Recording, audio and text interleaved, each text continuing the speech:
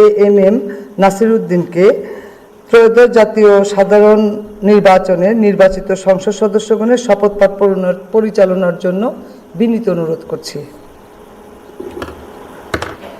বিসমিল্লাহির রহমানির রহিম। ত্রয়োদশ জাতীয় সংসদের সাধারণ নির্বাচনে নির্বাচিত মাননীয় সদস্যবৃন্দ, আসসালামু আলাইকুম। আপনাদের আন্তরিক অভিনন্দন।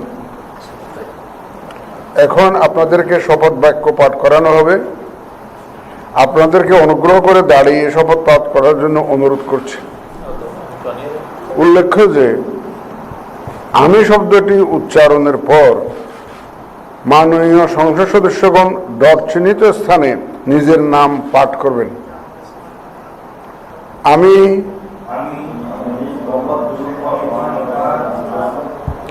সংসদ সদস্য নির্বাচিত হইয়া সশ্রদ্ধ চিত্তে শপথ বা দৃঢ়ভাবে ঘোষণা করিতেছি যে আমি যে কর্তব্যভার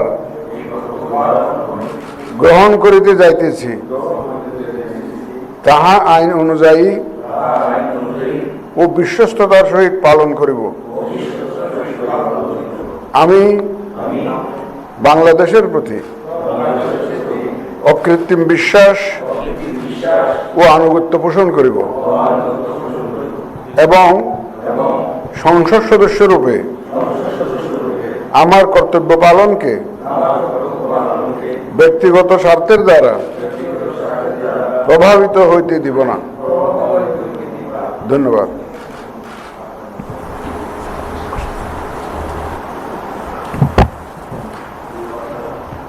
মাননীয় সংসদ সদস্য বৃন্দ, আপনাদের কাছে সরবরাহকৃত শপথপত্রে নির্ধারিত স্থানে নিজ নির্বাচনী এলাকা উল্লেখপূর্বক অধ্যক্ষের তারিখ সহ স্বাক্ষরদানের জন্য বিনীত অনুরোধ করছি।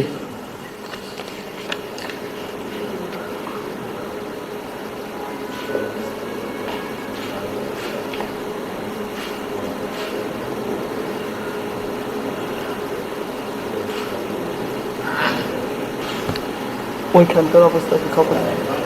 স্বাক্ষরের এখানে